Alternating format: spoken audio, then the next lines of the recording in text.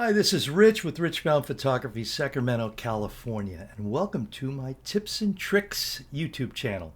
Thank you for joining me. Thank you for subscribing. Thank you for all your kind comments. Let's go on beyond that. Today's tutorial is going to be on a really basic subject, and it's funny that after doing a lot of coaching in the last year or two, I've noticed a lot of people don't have a great understanding and a grasp of the concept of let's expose for the brightest thing in the room or the brightest thing in the scene, which is usually the window, or maybe in a bathroom it could be the lighting fixture. But we want to expose for that. So I'm going to go over here in this tutorial what the best thing to look for is, how to achieve it, and how to get good results to expose for the brightest thing in the room, to control that, and then add flash to fill in that dark spot. So sit back with me and enjoy this video. And before I go there, I just want to say thanks to Adorama for sponsoring my YouTube channel. If you're going to go buy some new gear, which we all want and need new gear, I hope you'll use Adorama, and I hope you'll use that affiliate link. Helps me make these free videos. Yes, free videos. But I just want to say Adorama's great customer support. They're there to back you. Their flashpoint lights are what I use, and it's great stuff. So thank you so much. Be sure to subscribe and sit back. We're going to go into Lightroom CC Classic. Okay?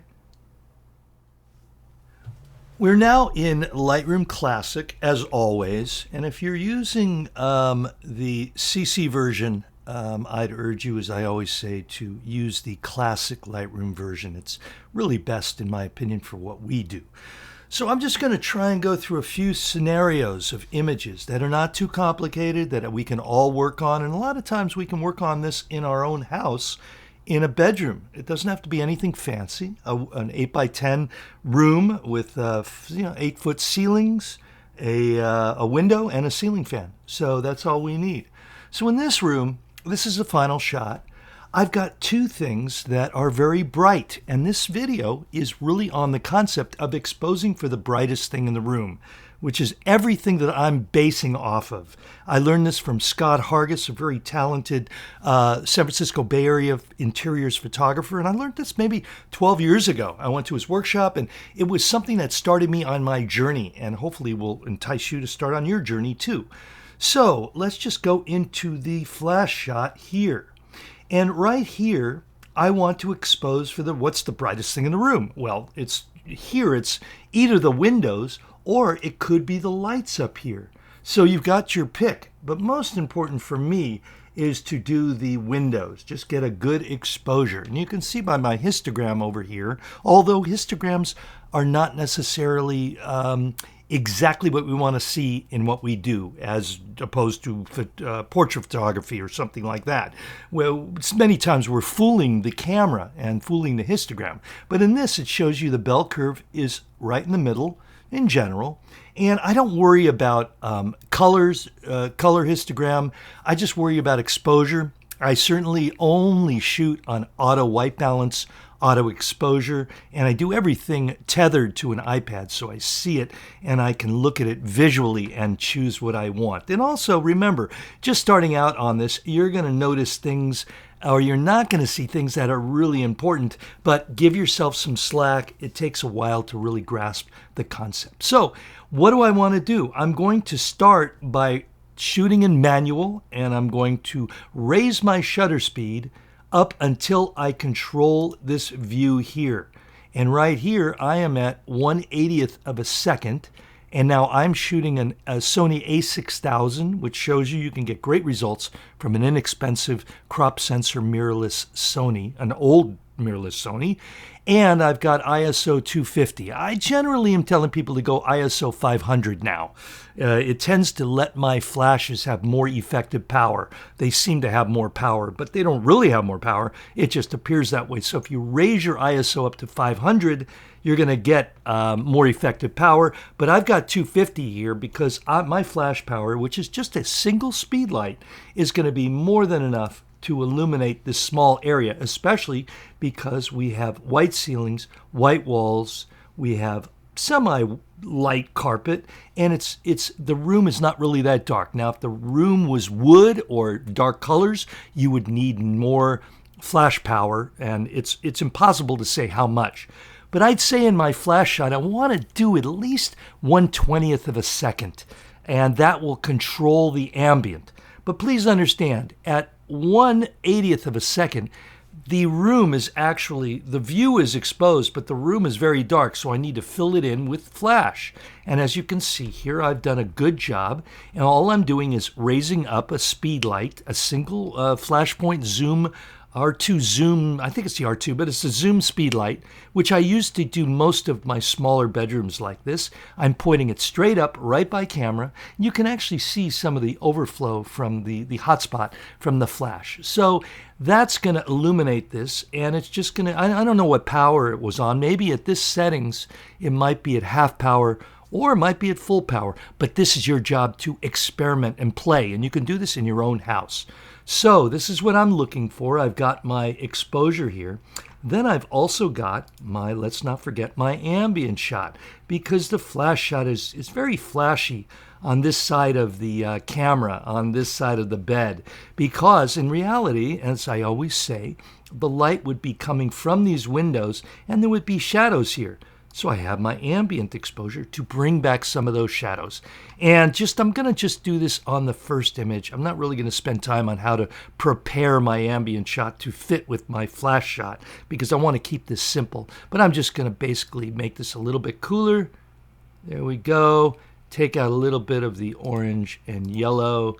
And there I go. That's all I need to do right there. And on the flash shot, I'm going to add my full bump. I'm going to go down here in my presets, and if you can look here and you can see my preset right here, I use the A6400. It's the same camera, but mine's the A6000, and you can see right here what my full bump is, and I have another video on it. But if you want to go purchase these videos, they're very easy to make, but if you want to purchase them, just go to do a Google search for Shooting Spaces, which is our podcast, Shooting Spaces presets, and you'll find all of our presets. So I've got this image and I've got my ambient image, and I'm going to highlight both of those, and I'm just going to hit Command C, which I have programmed, or you could have gone up to Photo, Edit in as layers in Photoshop. But I'm just going to make this really quick, because this is not really an editing tutorial.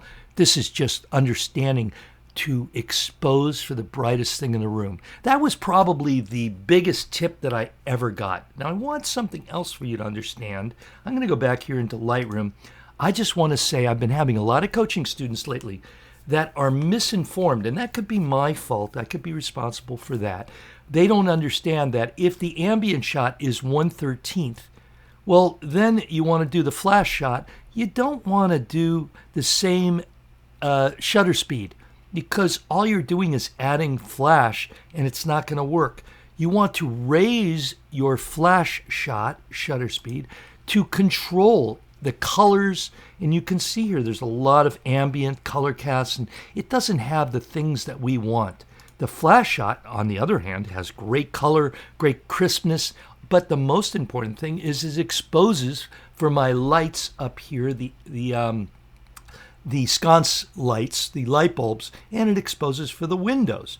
So that's what we want to get. And I need to raise my shutter speed and darken my image overall, and then add flash to make it work together. Okay, hopefully you're following along here. And again, if you have trouble with this, it might be a good opportunity to call me up and check out some coaching, but you certainly should be able to figure it out on your own. So I'm saying you don't need to get private tutoring. So I'm not even going to auto-align layers here. You know what, I'm going to do it on this first image.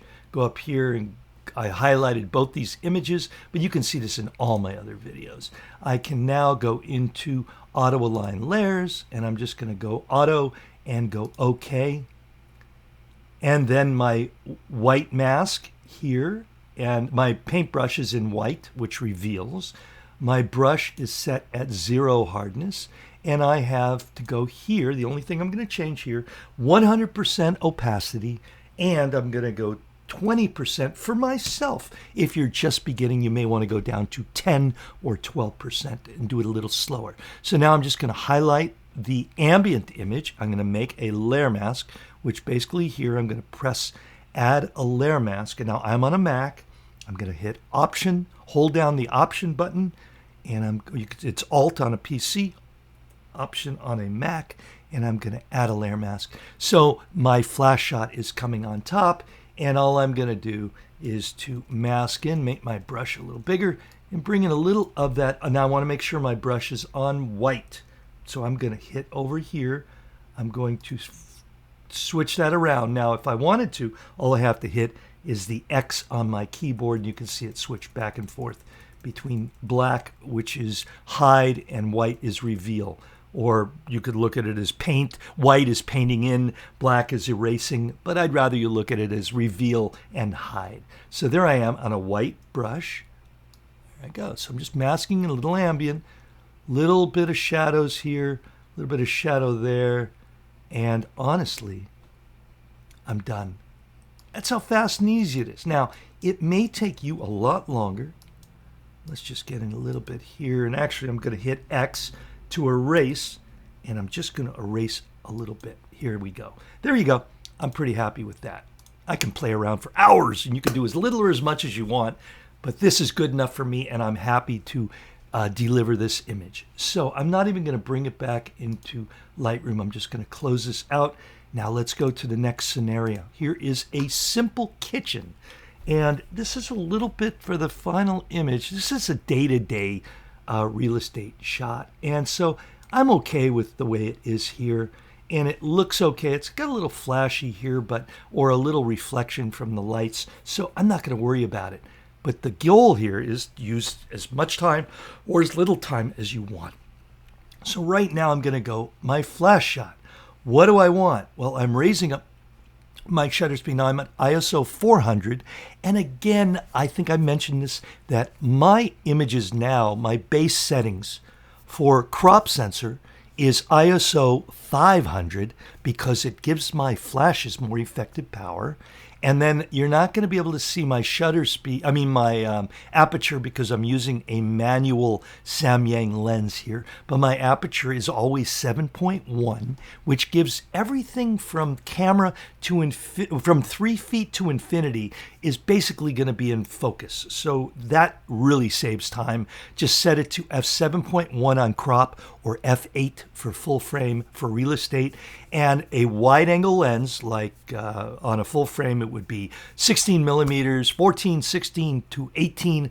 Everything's going to be in focus. So you set it there and forget it. Now my shutter speed on the flash shot is 1/100th. And that's what I needed to get this exposure right here. Now I could have made that a little darker by going up to 1/160th of a second, which is my max sync speed. And if you don't understand what max sync speed is, I urge you to do a simple Google search, because it's something really important to understand and learn what happens when you go over your max sync speed. But I don't want to go into it now.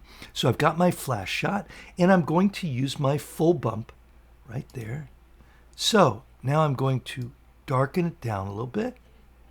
And I'm doing this all visually. I'm not really using my histogram, because if I used my histogram in the middle of the bell curve right there, it's a little darker than I want. So I want to override the camera and think for myself. Now, one thing I could also do, getting off track a little bit, I can go to my gradient tool and just go up and go to exposure and bring my exposure down, maybe a stop, okay, right there, and make this a little darker there. So all I'm doing is prepping my flash shot, okay? So I have nice overall luminosity.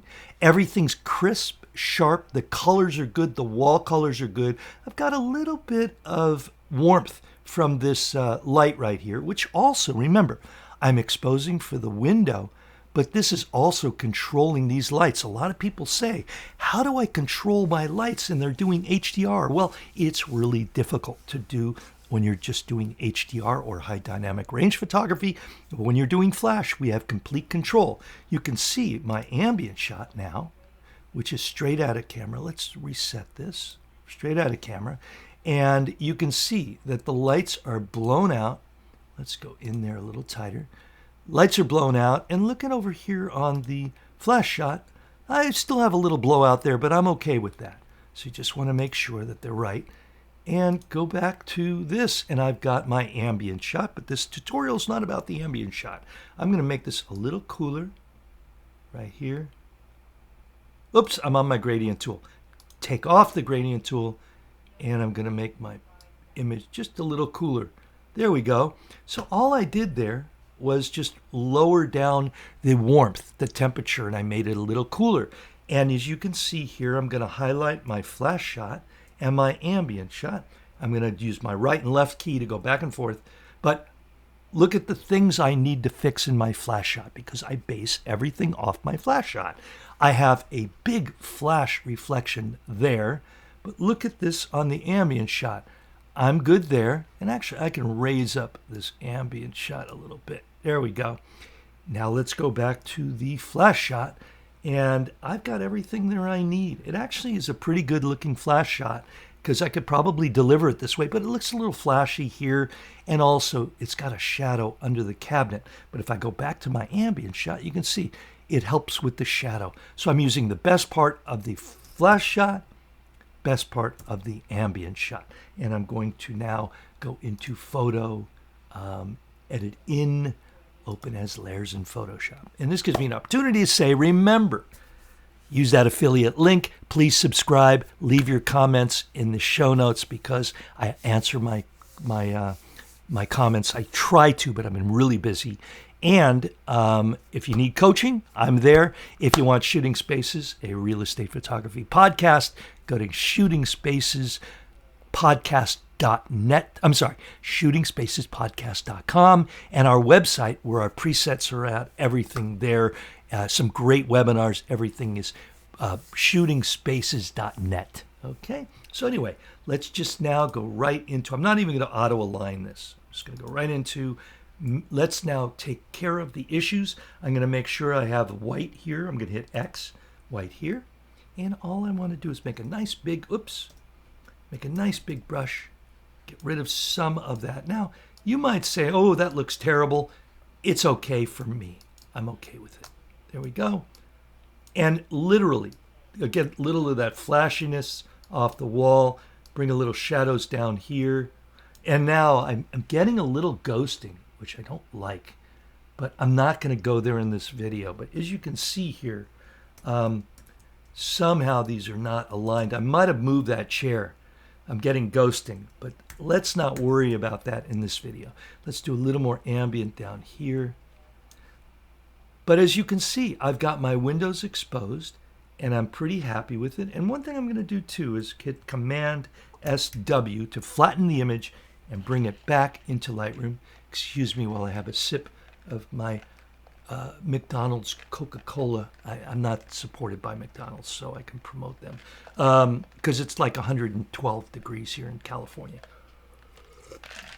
Okay, let's go into Lightroom, and let's just see what I can do here, because you can see my final image here isn't ghosted there. So what I could do here, though, is I could now make my green a little bit greener to give me a little better out the window. Let's go there. I'm making green all over, look good. And I could also use my adjustment brush. I'm kind of getting off topic. Bring it here and a little green and a little bit negative exposure and a little bit of saturation. And I can now just brush in a little bit of the windows. Just freehand, make it maybe look a little better. So this is how you can increase your window pull there. I've gone over the edge a little bit there, so I'm going to hit on my adjustment brush right there. I'm going to hit Option on a Mac, and it makes it negative. You can see a negative, a minus sign. It's just going to take away that little bit extra I did. So, and again, you spend as much or as little time as you want. And I could also, I don't really need a little more here. I could do a little more. Let's just do a little bit more. There we go.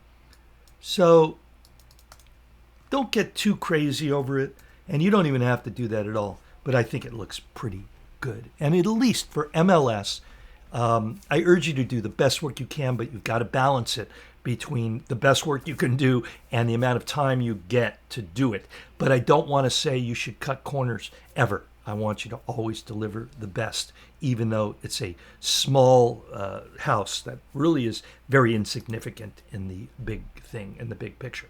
So here's my flash shot on this one. Let me just close out my adjustment brush. And I'm kind of exposing for the lights up here and the window. And I've got 1/125th. So you want to go into your own bathroom. You don't have to clean it up or anything, but you want to experiment with your settings and your flash power. I'm at ISO 400.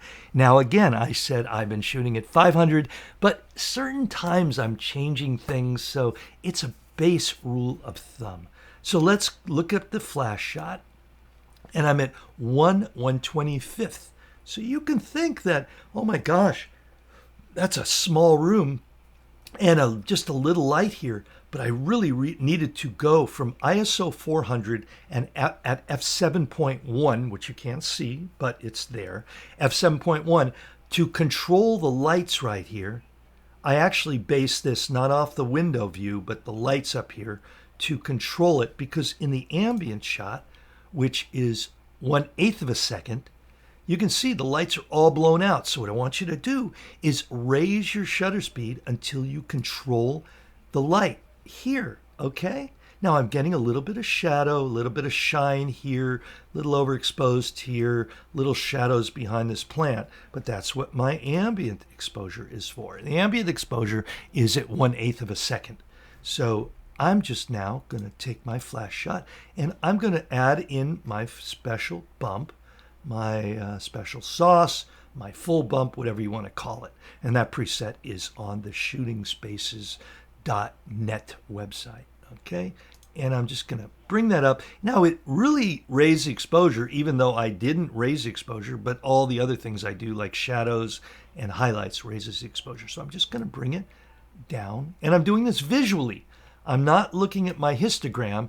And here you can see what I see here. And one thing I want to do is to tell you, you should get a monitor calibrator. And I'm going to do a video coming up very soon on the Spider Pro, the calibrator. So you can calibrate your monitor so you can look and make sure that all your monitors look the right way and the right exposure. So right here, I've got my flash shot, exactly what I need, and my ambient shot. The only thing I'm going to do here, I'm going to use my ambient yellow out.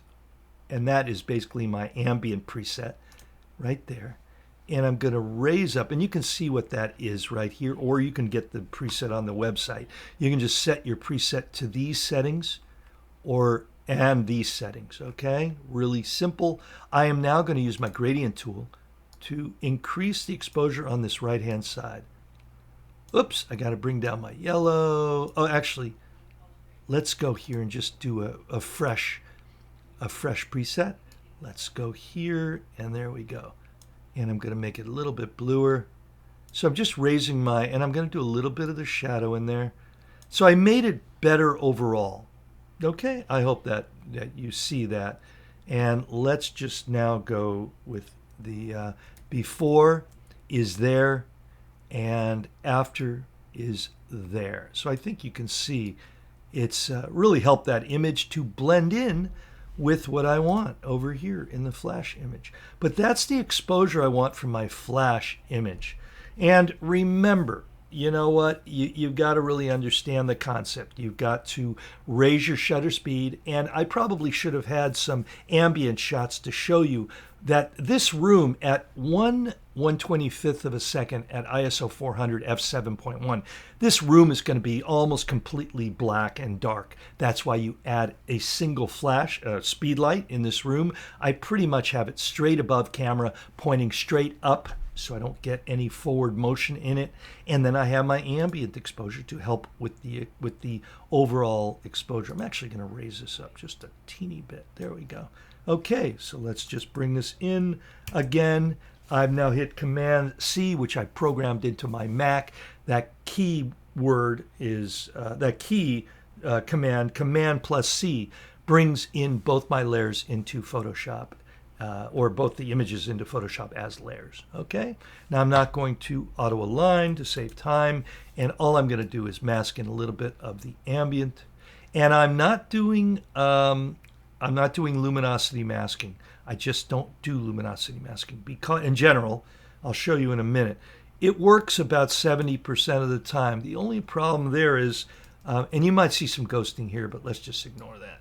Let's get rid of that shadow right there with the ambient image. You can see the ambient image is magic. Flambient, I'm going to go backwards there. I don't want that.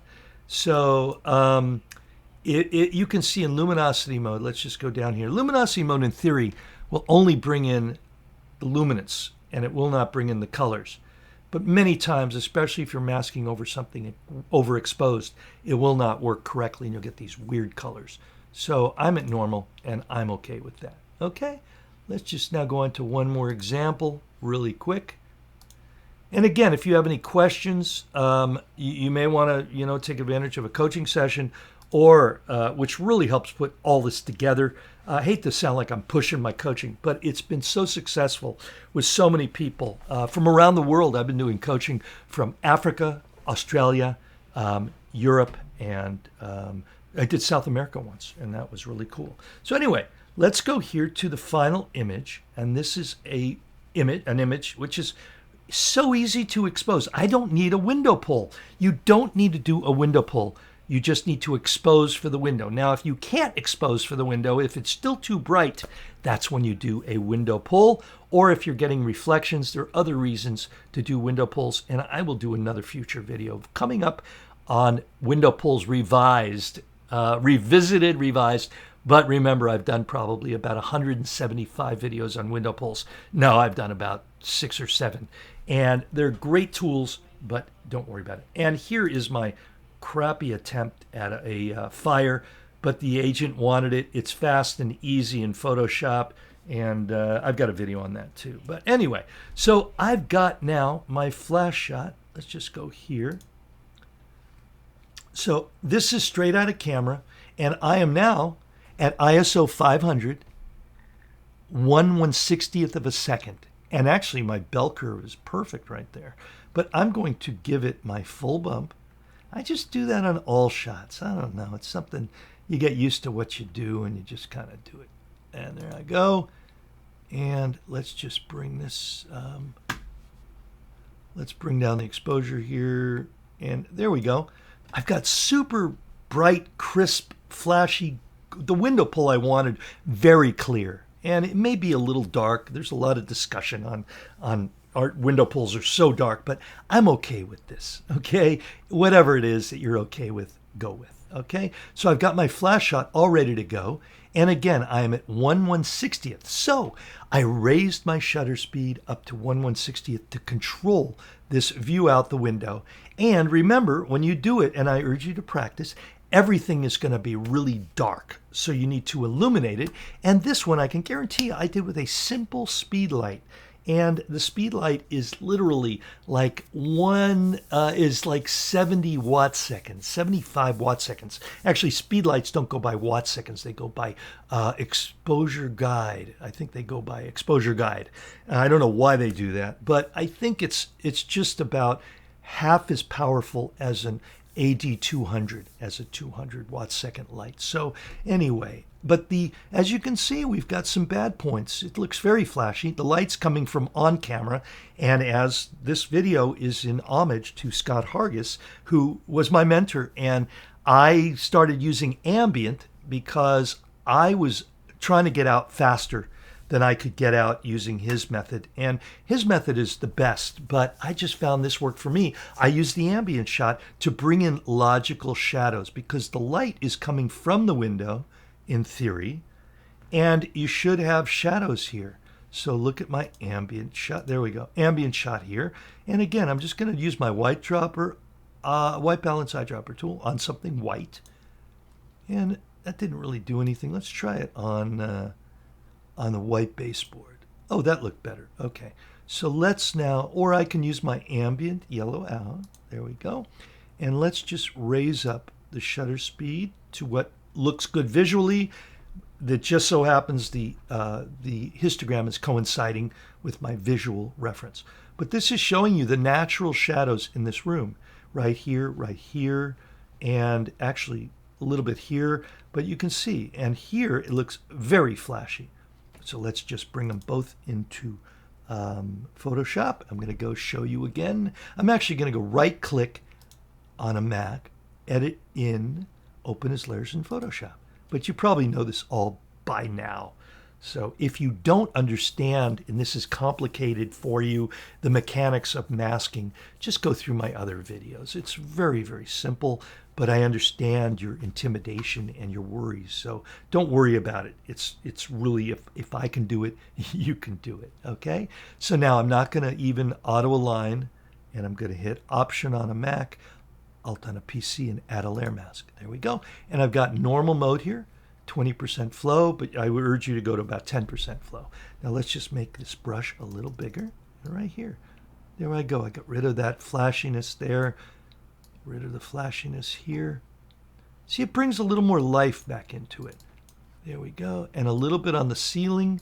And here's the deal with the ceiling. You notice I've got shadows on the ceiling now. Let's look at it. Just look at the ceiling. No shadows there, but I'd prefer to have this. It just looks more natural. Let's take care of these shadows behind this lamp. And it's everything that I do in Flambient is very subtle. You see some ghosting there. That's why it's so important to auto align your layers. But we're not dealing with that in this video, okay? Now, I like the view here, but let's say you didn't want to have such a dark view. All you have to do, watch this, and I'm making my brush a little bit smaller. All you have to do is mask in a little bit of ambient, and there you go. Okay? I prefer to have it the way it was, though. There we go. And actually, I'm going to add just a teeny little bounce of ambient in there. So I hope you've understood this video and internalized the concept of exposing for the brightest thing in the room. This was one of the first tips that I learned from Scott Hargis on the way to where I am today, to really understand what is necessary to get the images, the results that I require, and that I hope that you will like to push forward to and require too. And your clients are going to like you to have those fantastic results as well. So thank you very much. And I want to say, please leave your comments in the show notes. If you're interested in coaching, if this tutorial sparked your interest, but you didn't quite get it, I'm there for you. Just send me an email at rich@richbaum.com, and we can certainly do some private one-on-one coaching via Zoom. And please use that affiliate link from Adorama if you're going to go buy something. Helps to make these free videos. So thank you very much. And I will see you on the next tutorial. And until then, please shoot smarter, shoot better, get more money, get more fun, and enjoy your life and spend more time with your family. And go swimming because it's hot here in Sacramento. So talk to you later. See ya. Bye.